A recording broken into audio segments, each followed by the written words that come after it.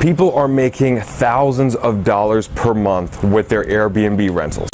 When I was in Miami, I was making $150 a night during the week, and sometimes on weekends up to $300 a night for one bedroom in my apartment on Airbnb. You can make a lot of money. The question is, should you get a property to Airbnb? What's going on? My name is Bradley Jared, and welcome to the Millennials Guide to Real Estate. This episode's all about analyzing whether or not you should get a property to do a short-term rental like VRBO, Tripping.com, or most notably Airbnb out of. So first things first, if you're not familiar with Airbnb, then I have no idea how you even found this video and know what YouTube is. But Airbnb is a broker service. It's basically turning your extra bedroom or extra apartment or house into a nightly rental, like a hotel. So they match people looking to stay in your city and people looking to put their properties up on a nightly rental basis. So you can literally rent out your room for one night of the week, for 5 nights, for 7 nights of the week, every single day for the next year, and people are making a killing out of it. So the positives is that the cash flow is there. Instead of renting out another room in your house for, let's say, $800 a month, you could probably rent it out for $50 a night. Now, if you get all 30 nights, that's what, $1,500 minus their fee and some cleaning costs, but that's way more money. That's almost twice as much money. There's also great flexibility. That's why people do it.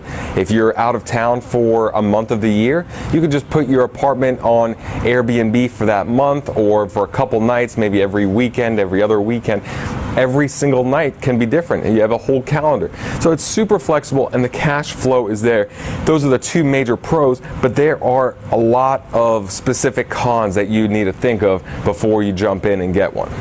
The first con is that you're essentially starting a business out of your extra room or apartment or house.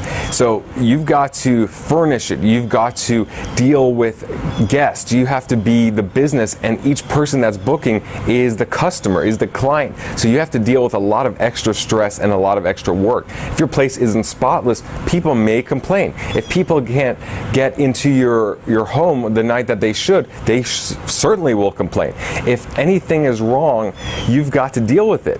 So, and you have reviews too, so you can review the people staying with you, but they review you as well. And if you get bad reviews, no one's going to be booking at your place unless you drop the rates way down. But either way, you've got to treat it as a business. You can't just be lackadaisical, is that the term that I never use, lackadaisical about it, because now you're dealing with money, and you can't be as laid back as you would be with someone that's in there for a month or a year at a time.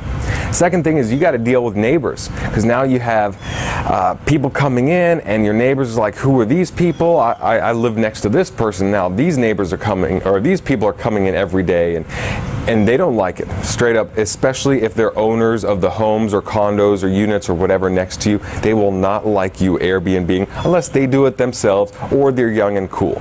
But if they're middle-aged, older families, they will not like to see all that. So now you have to deal with neighbors, and maybe the people you stay throw a party or are loud ones. You got to deal with that. Just apologize to your neighbors, apologize to the landlord, or if you're the owner, you got to kind of deal with that. Or if you're in an HOA, you got to deal with that.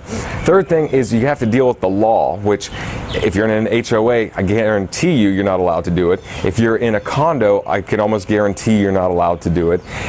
And then also cities like LA, New York, San Francisco, a lot of places, they just crack down saying it's illegal. You cannot do Airbnb. Some places you're allowed to do it only if you're there. You can't actually buy a property to Airbnb completely. You have to be in one of the units, or you have to be on the title. So there's a lot of ways the law is changing it. So those are the main cons. You have to treat it like a business. You're going to be dealing with a lot of tenants, a lot of work, cleaning up, coordinating, etc. Neighbors not liking what you're doing, landlords, if you have it, not liking what you're doing, and the law, which is the biggest thing. And also on the law, I know people that are fined thousands and thousands of dollars for trying to do Airbnb in areas and in times and whatever that they're not allowed. So the law is no joke. This is my opinion as to what to do. First things first, if it is within the law, if you live somewhere where it is legal to Airbnb, start with where you live. Start with an extra bedroom in your place, or if you have a duplex or triplex, start with one of your units. Furnish it and just see how it goes for a few weeks. Put up pictures, go through the whole process of Airbnb.com, see what rates you can get, and see what kind of work you're in for. If you give it a shot when you're in town for, let's say, the next couple months, you have a decent schedule, just give it a shot, see the type of people you're attracting, and you just decide if it's worth the money. I'm putting in some work, cleaning's minimal, the people that are staying are cool, I'm making good money, cool, keep it up. But when you're talking about going to the next level, which is to buy a property for short-term rentals, that's when it gets really risky, mostly because of the law. Even if it's legal, even if the neighbors are cool, even if the landlord, or not landlord, but HOA is cool with it, remember, those laws can change. So if you, for example, if you want to say there's a property for $150,000 I can buy, and it's going to get $100 a night, so that's going to be $3,000 a month minus expenses, whatever. Let's say $2,200 you'll keep. You don't buy that $150,000 place based off of getting $2,200, because it could be seasonal. The law could change saying it's illegal, and then what? If you have to put in a yearly tenant in there, it might only rent for, let's say, $1,000 a month. Well, if you were counting on that $2,200 and now you're getting $1,000, that's a lot of extra stress. That's $1,200 extra a month that you're losing that you expected.